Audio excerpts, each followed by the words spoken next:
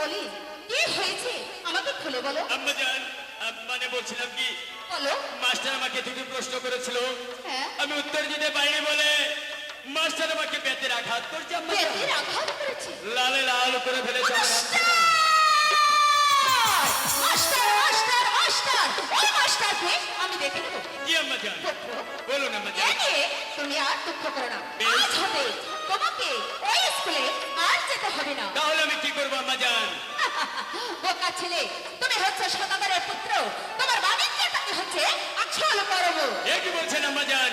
আমি যে এখনো ছোট, বাণিজ্যে কিছুই বুঝি না, আমি কেমন করে বাণিজ্যের উদ্দেশ্যে রওনা হবো? আমি তোমাকে শিখিয়ে দেবো পুত্র। বেশ। কিন্তু এই মুহূর্তে তুমি চলে যাবে তোমার পিতার নিকটে। সেখানে গিয়ে প্রথমে চাইবে দাঁত কাটা একখানা নৌকা, দাঁত কাটা একখানা নৌকা, আরো চাইবে জন জন পাঁচজন মাল্লা, পাঁচজন মাল্লা, আরো চাইবে নগদ 1,00,000 টাকা। বেশ আম্মাজান, আমি আপনার কথা মতো চলে যাচ্ছি পিতার নিকট।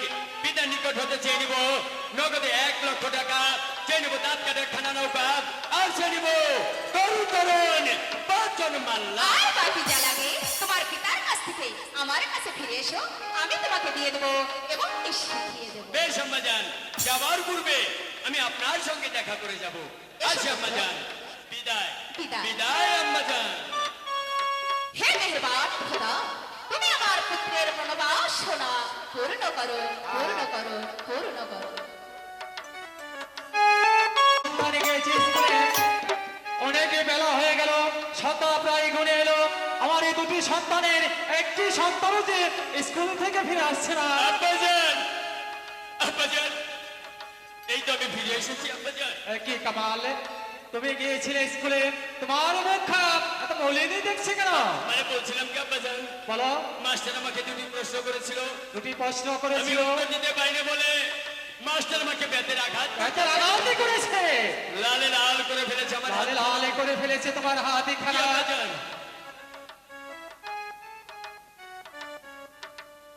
শোনো কামাল, বলুন আব্বাজান। মাস্টার যে তোমাকে বেত্রাঘাতি করে তোমার হাত দুটি লালে লালে করেছে, সেজন্য তবে কাজ করেছে। ঠিক বলেছেন আব্বাজান, আঘাত করেছে আমাকে আর উপহাস করছেন আপনি, তাই তো আমি মনস্থির করে আমি আর লেখাপড়া করব না। লেখাপড়া করবে না, তাহলে তুমি কি করবে? আমি হয়েছি সদাগরের সন্তান, বাণিজ্য আমাদের প্রথম উদ্দেশ্য, আমি বাণিজ্যের উদ্দেশ্যে রওনা হব। বাণিজ্যের উদ্দেশ্যে রওনা হবে, তুমি হয়েছ শিশু বাচ্চা, এই বাণিজ্যের কি বোঝো তুমি? আমি সবকিছু বুঝে নিয়েছি, তাই তো আমি মনস্থির করেছি বাণিজ্যের উদ্দেশ্যে রওনা হব। আপনি আমাকে দিবেন নগদে 1,00,000 টাকা, 1,00,000 টাকা, আর দিবেন আপনার দাঁত কাটা খানা নৌকা, একখানা তাতে কাটা নৌকা, আর দিবেন তরুণ তরুণ 5জন মাল্লা। আরো দিলাম তরুণী পাঁচজনে মারলাম। বেশ, তুমি যখন বাড়ি যেতে যাবার যখন ইয়াদ করেছো, তাহলে যাও, আমি তোমাকে 1,00,000 টাকায় দিয়ে দিলাম। তোমার সঙ্গে দিলাম একটি তাঁত কাটা নৌকা, তার সঙ্গে দিলাম তরুণ তরুণী পাঁচজনে মাঝি। বেশ আব্বাজান, তবে একটি কথা না বললেই নয়, আমার মনের গতিটা বোঝার জন্য আপনাকে ধন্যবাদ আব্বাজান। আসি আব্বাজান। ঠিক আছে। বিদায়। বিদায় আব্বাজান। ও খোদা,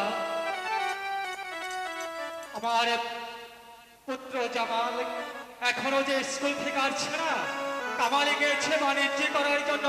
সে আমার কাছ থেকে তরুণ তরুণ পাঁচজনের মাঝে একটি তাঁতে কাটা নৌকা আর আব্বা হুজুর, নিত্য নিত্য আমরা স্কুল থেকে ফিরে এসে দেখি আপনার মুখে হাসি। আজ এমন কি হয়েছে? আপনার চোখে অছড়ে পানি।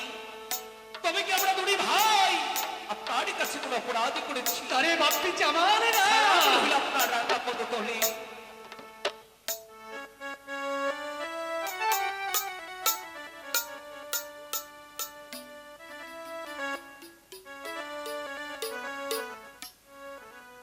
ওরে বাপ্পি জামাল, আব্বা হুজুর, তোমার মেয়ে ভাই আমার কাছে এসেছিল, সে নাকি বাণিজ্যতে যাবে। আব্বা হুজুর, বাপ্পি জামাল, মেয়ে ভাই হয়েছে আমার গুরুজন ব্যক্তি। আব্বা হুজুর, আমি লোকমুখে শুনেছি মাতা করে গুরু জ্যেষ্ঠ ভাই, তাহার চরিত্র যদি আমি ভজনে করি তাহলে পাই। আজ যখন মেয়ে ভাই দৌড়ে সে বাড়িতে চলে যাচ্ছে, একটিবার আমাকে হাসি মুখে বিদায় করুন। আমি কি মেয়ে ভাইয়ের সঙ্গে ওই না দৌড়ে সে বাণিজ্য করতে যাবো? নারে বাপি জামাল, একে একে তোরা দুটি ভাই যদি বাণিজ্যের উদ্দেশ্যে যাচ্ছে, তাহলে আমি কি করব? আমি তো আব্বা হুজুর, বাপি আমরা হচ্ছি জামাল, সওদাগরের সন্তান। আমাদের প্রথমত কর্ম ওই দুর্দেশ্য বাণিজ্য করা। একটিবার বলুন তো, মিয়া ভাই আপনার কাছ থেকে মনে কি জিনিস চেয়ে নিয়ে গেছে? তাহলে তুমি শুনবে, তোমার মিয়া ভাই আমার কাছ থেকে নিয়েছে নগদ 1,00,000 টাকা। এক লক্ষ টাকা? আরো কি নিয়েছে শুনবে? বলুন আব্বা হুজুর। একটি তাঁতে কাটা নৌকা। একটা নৌকা? আরো কি নিয়েছে শুনবে? বলুন। তরুণী তরুণী পাঁচজনে মাঝে মাল্লা। মাছি মাল্লা? আরে বাপি জামা, বাবা গো! ও বাবা! বলরে একটিবার বাপি বলুন তো, জামা, আপনি তো জীবনে অনেক বাণিজ্য করেছে, নগদ 1 টাকা আর তরুণ তরুণ মাছি আর তাঁত কাটা নৌকা হলেই কি দুর্দেশের বাণিজ্য হয়ে যায়? নারে বাপি জামা বাবা গো! এই জগৎ সংসার মাছি, যার পিতা মাতার আশীর্বাদ ভাগ্যে নেই, তার আবার বাণিজ্য কেমন করে হয়? ও বাবা, আমি তো এগুলো চাই না বাবা। আমি চাই শুধু আপনার আশীর্বাদ। বাপি জামা,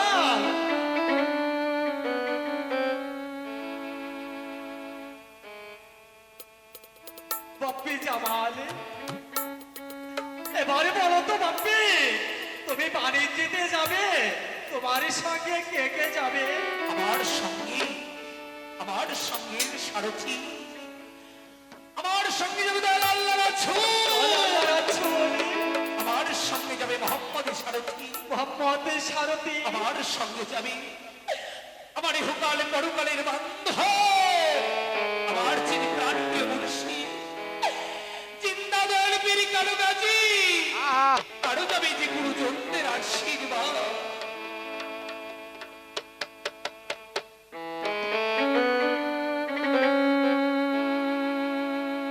ওরে বাপি জামাল, বাবা গো, তুমি যখন বাণিজ্যতে যাবে,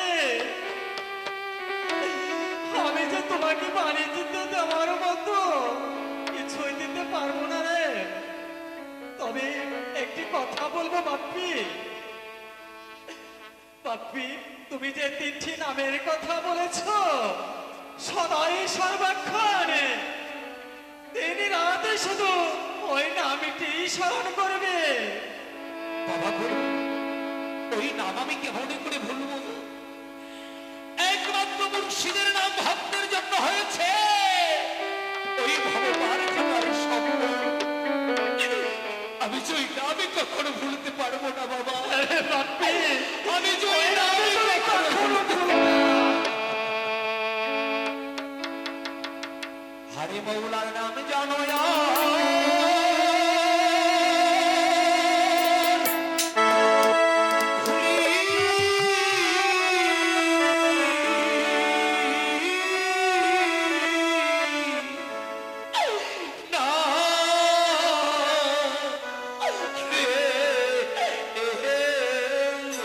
হরে নামে যাহারো আর ফুলি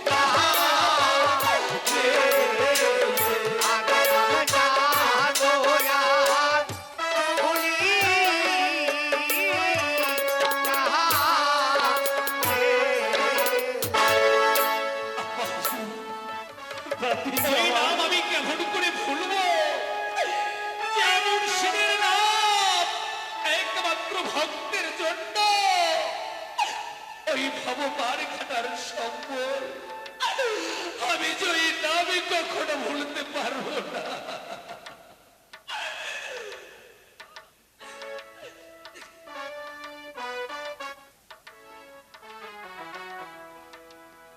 বাবা গো, বলে বাপ্পি জামাল, আজ আপনার কাছ থেকে আমি একটি কথা জানতে চাবো। বল বাপ্পি কি কথা জানতে চাস? এরকম 12 বছর আগে অনেক বাণিজ্য করেছেন তাই না? আরে বাপ্পি জামাল, একটিবার খুলে বলুন তো আপনার সেই পুরাতন নৌকাটি কোথায়? ওরে বাপ্পি জামাল, আপনার যে মাছি মাল্লাগণ ছিল তাদের বাড়ি বা কোথায়? বাপ্পি জামাল, আজ থেকে 12 বছর আগের কথা। সেই পুরানো নৌকা আরে সেই মাঝি মাল্লা, বাপ্পি জামাল, আমার মনে বলছে। আপা হুজুর, একটিবার চলুন না, কোন দিকে হবে সেই মানিক মাছি মাল্লাগণের বাড়ি? বাপ্পি জামাল, একটিবার আমাকে এগিয়ে দিন। তাই চলে বাপ্পি জামাল, আমি তোকে সে মানিক মাঝির বাড়ি দেখিয়ে দিচ্ছি। ও বাবা, বল রে বাপ্পি। আজকে আমি বাণিজ্যে চলে যাব বাবা। একটিবার আপনার পদধূলি আমার মাথায় দিয়ে মন আনন্দ আমাকে হাসি মুখে বিদায় করুন। আমরা দুটি ভাই যেন আবার ভালোভাবে বাণিজ্য করি আপনার মুখে আসতে পারি। যাও যাও, তোমার কাজ যেন হয় পথে, তোমাকে আমি সঁপে দিলাম ওই আল্লাহ নবীর হাতে।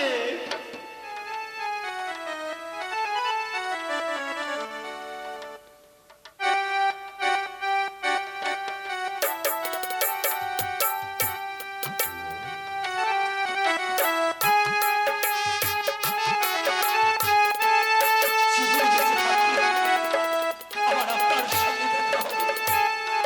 বাপ্পি জামাল, বিদায় আপা হুজুর। আসি বাপ্পি জামাল, বিদায়। বাপ্পি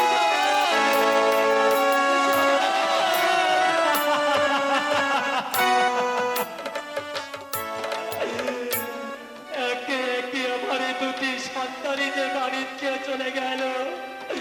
ওগো দয়ালে জিন্না পীরি কালো গাজী, আমি তোমার হাতে আমার দুটি সন্তানকে ছেড়ে দিলাম। তুমি আমার দুটি সন্তানকে দেখে রেখো, দেখে রেখো।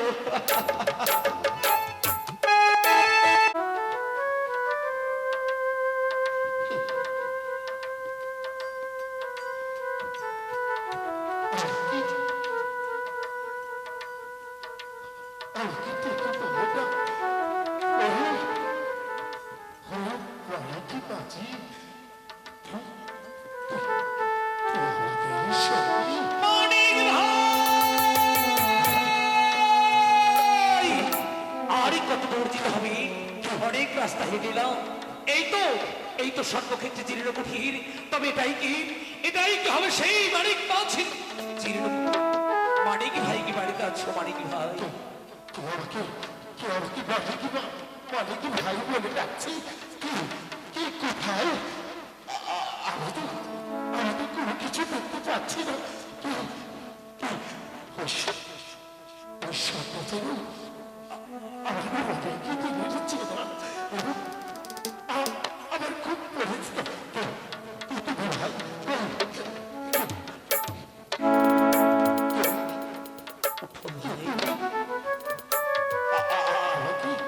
আমাকে মালিক ভাই মালিক ভাই বলে ডাকছো? তুমি তুমি কি সেই মানিক? ভাই আমি শুধু মালিকই বাঁচি। দাদু ভাই, তুমি বলো, তোমার গ্রাম কি? ও, আমার নাম হচ্ছে জামাল। মানিক ভাই, একটিবার তোমার রাগা পদতলে আমার ছালা। তোমার নাম জামাল? তুমি তোমার পিতার নাম কি? আমার পিতার নাম আমার পিতার নাম হয়েছে নিজামুদ্দিন সৌদাগর।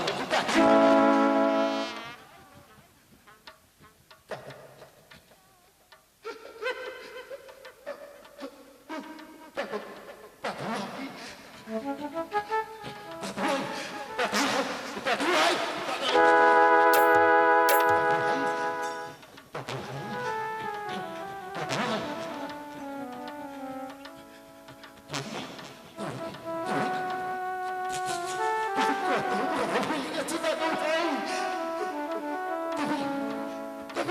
তুমি আমার কাছে কি মনে করি দাদু ভাই? মানিক ভাই, বলো দাদু আজ আমি তোমার কাছে কেন এসেছি জানো? আমি যে তোমাকে নিয়ে ওই দূরদেশে বাণিজ্য করতে যাব। হাসলে কেন?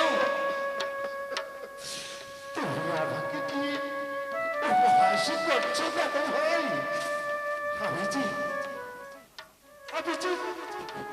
আমি যে কোনো কিছু দেখতে পাই না দাদু মানিক ভাই, দাদু ভাই। আজ আমি তোমাকে একটি কথা বলবো। বলো দাদু আমার ইহকালের পরকালের বান্ধব আমারে, আমার চিন্তা দয়াল পীর কালু গাছিকে আমি দেখে দেখি, তারা তোমার এই হারানো দৃষ্টি শক্তি যদি ফিরিয়ে দেয়, তাহলে কি তুমি আমার সঙ্গে যেতে পারবে? এতে কি বলছিস দাদু ভাই? আমি আবার দেখতে পারবো? যদি আমি দেখতে পারি তাহলে আমি তোকে কথা দিচ্ছি দাদু ভাই। আমি তোর সঙ্গে বাড়িতে যাবো তুমি এখানে একটু দাঁড়াও। দাদু ভাই। দাদু ভাই,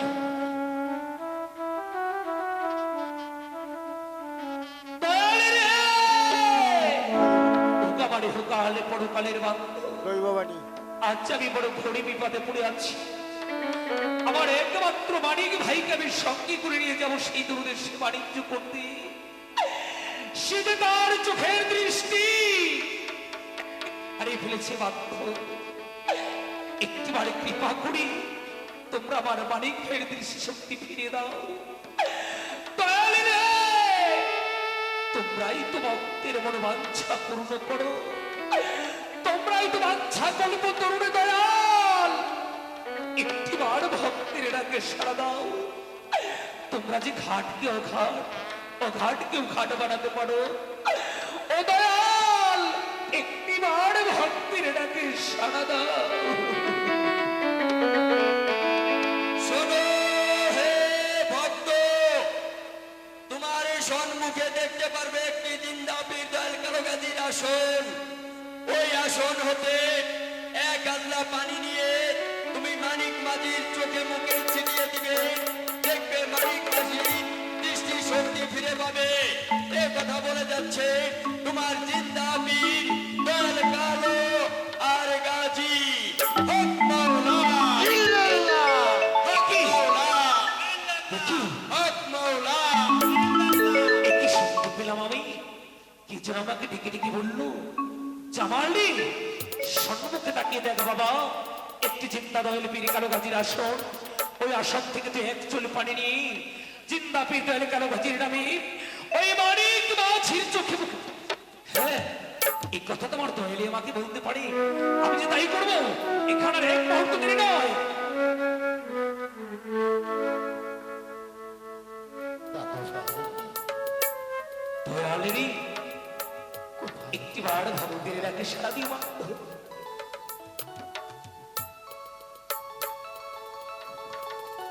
বিসমিল্লাহির রহমানির রহিম। ওগো আমার ইহকাল পরকালের বান্ধব, আমার প্রাণ প্রিয় মুর্শিদ, ভক্তের ডাকে সারা দিও। মানিক ভাই, একটিবার তুমি আস্তে আস্তে চোখ খোলার চেষ্টা করো, দেখো তো কিছু দেখতে পাও কিনা। দয়াল রে!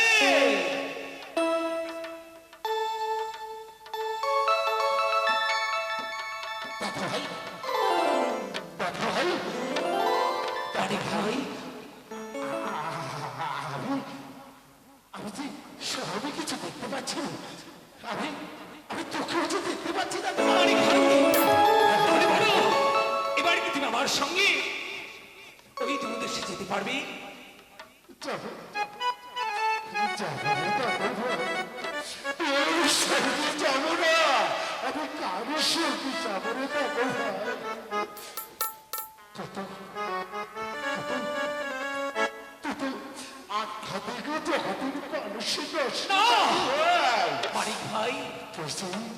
এ তো আমার কিছু নয়, এই যে সবই আমার এহকাল পরকালের বান্ধব, আমার যিনি প্রাণপ্রিয় মুর্শিদ জিন্দা দয়ালে পীরি কালুগাছি করেছি। ও মানিক ভাই, আজ আমি তোমার কাছে একটি কথা জানতে যাবো। তুমি তোমার আব্বা হুজুরের সঙ্গে অনেকবারই বাণিজ্যে গেছো, তাই না? হ্যাঁ দাদু ভাই, তবে তুমি কি বলতে পারো আমার বাবার সেই পুরাতন নৌকাটি কোথায়? দাদু ভাই রে, সেই যে অনেক দিনের কথা রে দাদু ভাই, সে নৌকাতে আর নৌকা আছে। আমি যে ওই নদীতে তাকে ডুবে রেখেছি, সেই নৌকা হয়তো কালের সঙ্গে ভেসে গেছে রে দাদু। মানিক ভাই, এখানে এক মুহূর্ত দেরি নয়, আজ যখন তোমার দৃষ্টিশক্তি ফিরে পেয়েছো, তুমি এই মুহূর্তে আমাকে নিয়ে চলো। আজ আমরা দুই ভাই সেই দিঘির পাড়ে চলে যাই। চলো না, এখানে আর দেরি নয়। আর আমি যে মনে বাঞ্ছা করেছি আমার বাবার একমাত্র সেই পুরাতন নৌকা নিয়ে আমি যে তোমাদের বাণিজ্য করতে যাব, তুমি আমাকে নিয়ে চলো।